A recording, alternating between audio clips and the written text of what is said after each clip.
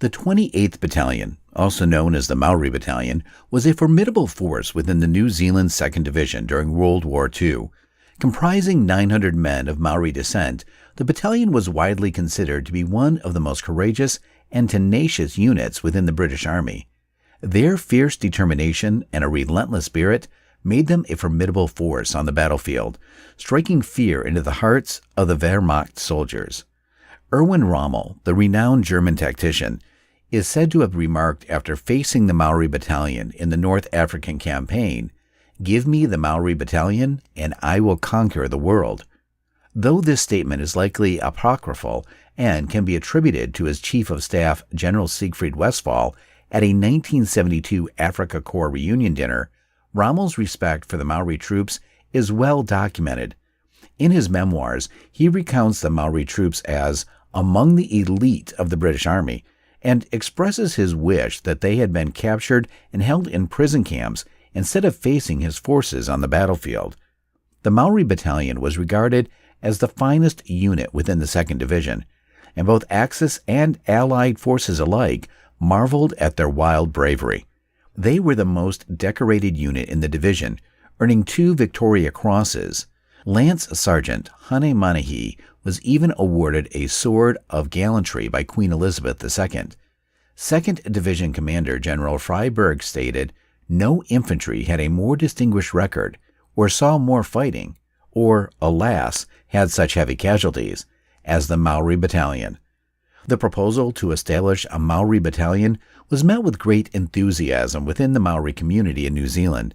Despite some concerns about Maori soldiers fighting for a foreign empire, many saw it as a chance to promote equality and representation for the Maori community in New Zealand politics.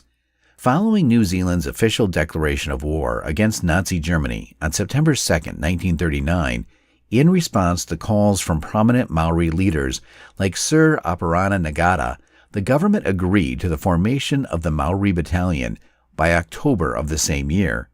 Initially, the battalion was composed of both Maori and non-Maori soldiers, but as Maori recruits were trained, they eventually took on officer roles within the battalion. In World War I, around 2,227 Maori and 458 Pacific Islanders served in the Maori Pioneer Battalion, which specialized in engineering and construction tasks, laying wire entanglements, farming, and trench digging, some of the least glamorous work of the war.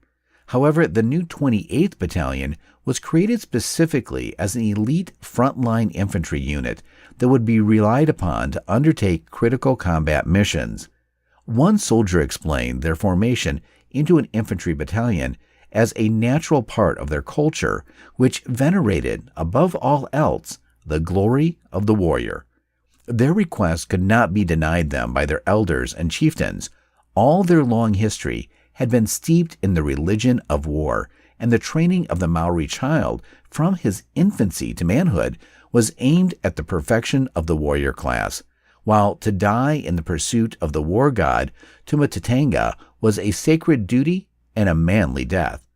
The Maori mix many of their cultural traditions and practices with those of the New Zealand Army. The British officers noted that their communal and brotherly way of life made them naturally adapted to camp life, in which people ate, slept, and worked together, holding many objects in common. Selected officers and NCOs began training at Trentham in November 1939, and the battalion first assembled at Palmerston North on 26 January 1940. On 2nd of May 1940, after 3 months of training, the Maori Battalion's main body left Wellington with the second echelon of 2nd New Zealand Expeditionary Forces aboard the luxury liner Aquitania. The Maori Battalion usually had around 700 to 750 men, divided into 5 companies, 4 rifle companies of about 125 men each, and a headquarters company of around 200 men. Each company was commanded by a major or captain. The battalion's 4 rifle companies, named A, B, C, and D, were organized along tribal lines. For example, A, or the Gum Diggers, were drawn from Northland to Auckland. B Company, the Penny Divers, were from Rotoro and the Bay of Plenty. C Company, the Cowboys, were from the East Coast, and D Company, known as Walkabout, were from Waikato, Hawke's Bay, Wellington, and the South Island, as well as some Pacific Islands and the Chatham and Stewart Islands. The HQ Company drew its personnel from all over Maoridom. After spending time deployed as garrison troops in the UK and France, the 28th Maori Battalion had its first brief engagement in late March 1941. The battalion participated in the ill-fated British invasion of Greece, where they, along with the rest of the New Zealand troops, fought a valiant retreat from Mount Olympus. Despite their efforts, they were evacuated from Athens by ship on April 21, 1941, as the disastrous campaign came to an end. The Maori Battalion next saw action as they battled the Wehrmacht crack Fallschirmjäger in their daring air assault on the island of Crete. In one engagement near 42nd Street, near Soda Bay, the Maori bayonets charged a German mountain assault unit and claimed 80 casualties for the loss of 4 of their own.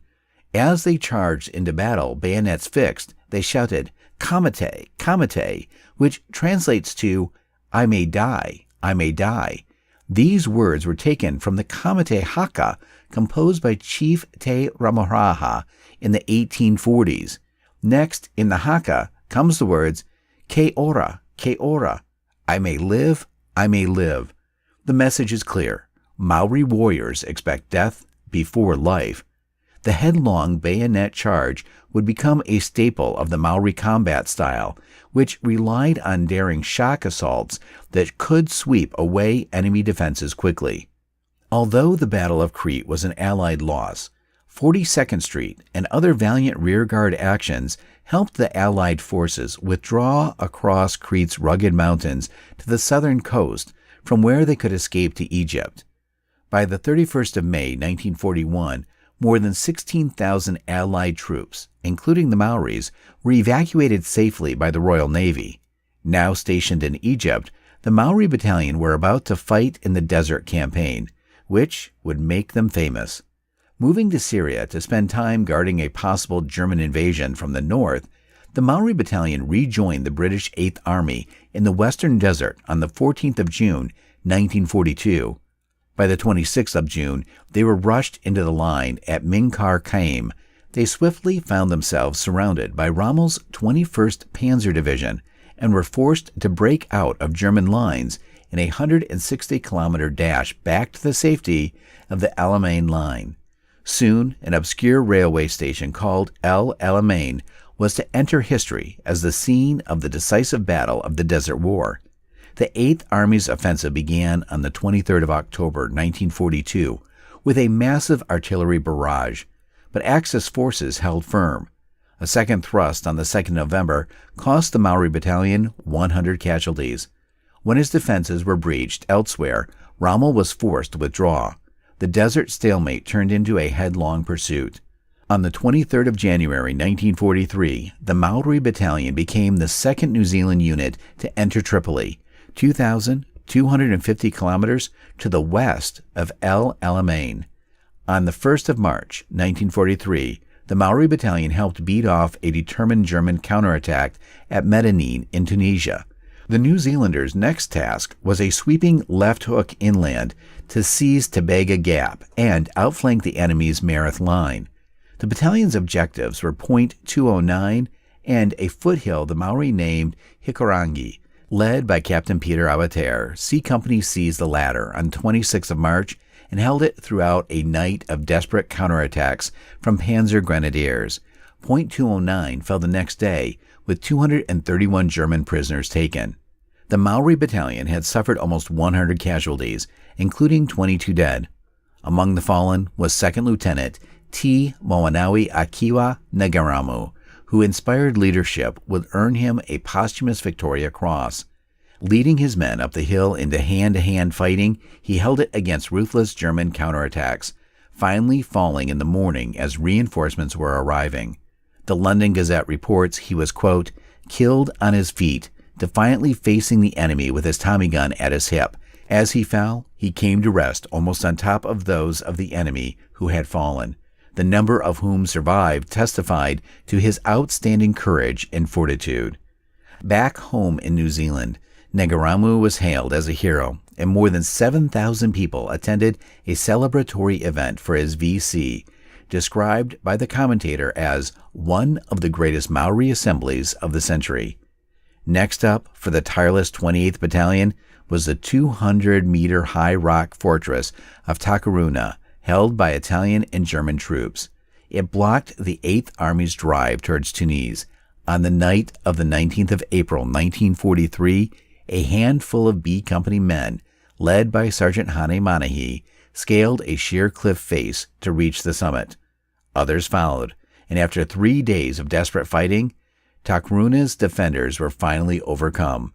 300 prisoners were taken, but the battalion lost another 116 men, killed or wounded. Manahi was awarded the Distinguished Conduct Medal, but many felt he deserved a VC for leading an assault described by a British Lieutenant General, Sir Brian Horrocks, as the most gallant feat of arms I witnessed in the course of the war. On the 13th of May, 1943, Axis resistance in North Africa collapsed, leading to the surrender of 238,000 German and Italian troops.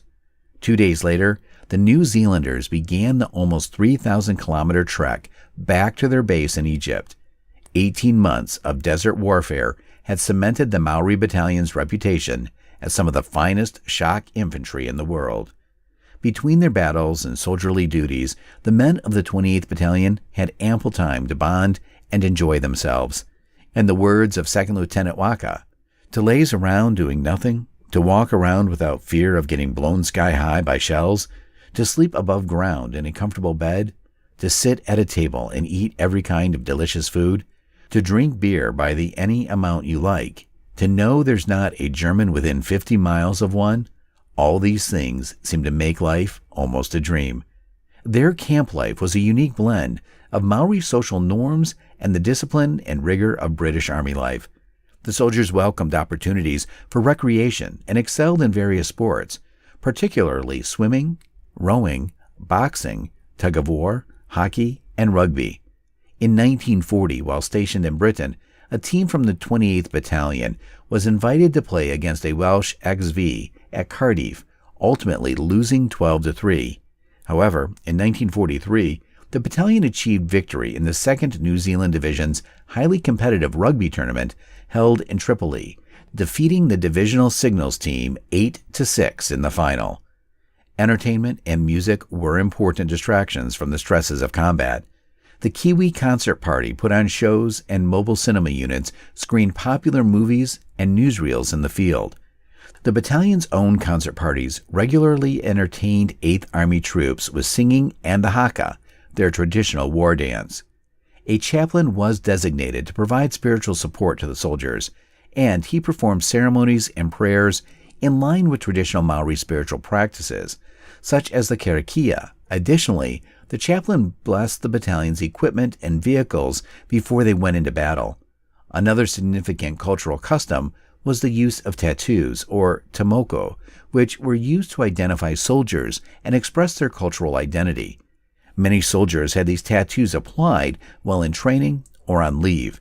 Despite the technological advancements of World War II, many soldiers of the 28th Battalion retained a familiarity with their own traditional weapons, such as the taha, a close-quarters combat staff, the patu, a handheld club, and the pauenua, a rawhide shield. A notable instance of this was when Aubrey Rhoda was able to use the taiha to win a melee competition at the Small Arms Weapon Training School in Mahdi, the Middle East, in 1943, against opponents from every corner of the British Empire who chose to use bayonets. The Maori Battalion arrived in Italy in October 1943. The Italians had surrendered to the Allies the previous month, but the country was now occupied by the Germans, who would resist staunchly until May 1945. The change from Egypt was dramatic as a cold and wet winter closed in. The Maori Battalion returned to action at Arsogna on 7th December 1943. Some gains were made in bitter hand-to-hand fighting, but at Christmas, the town remained under German control. Of all the battles involving the Maori Battalion in the Second World War, none was more brutal or costly than the struggle for Monte Cassino in early 1944. The towering 500-meter Monte Cassino, topped by a Benedictine monastery, dominated the route to Rome through the Liri Valley. Below it lay the Rapido River and the heavily defended town of Cassino. Several Allied attacks had failed before the New Zealanders arrived. On the night of the 17th of February 1944, the Maori Battalion attacked the town's railway station. But when supporting tanks were unable to get through, they were forced to withdraw under heavy fire. A and B companies suffered terrible losses, with 128 out of 200 men killed, wounded, or captured, a 64% casualty rate. After another unsuccessful attack in March, which saw desperate close-range fighting in the ruins of the town, the New Zealanders were withdrawn in early April.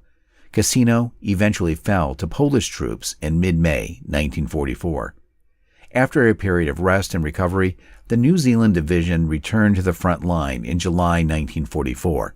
The 28th Maori Battalion played a prominent role in the advance on Florence, being the first unit to reach the outskirts of the city on August 4th. As the war progressed, the battalion took part in a pursuit operation, crossing the Senio, Saturno, Salero, Edisi, and Po rivers with little resistance.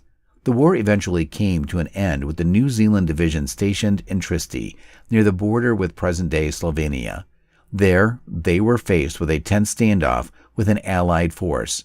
Tito's Yugoslav partisans, who had hoped to occupy the city and incorporate it into Yugoslavia after the war.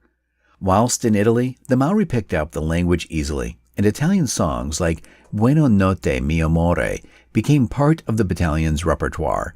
Many Maori felt at home among the warm-hearted Italian countryfolk, and some formed relationships with local women.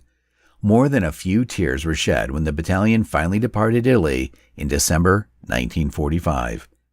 In total, almost 3,600 men served overseas with the Maori Battalion between 1940 and 1945. Of these, 649 were killed in action or died on active service.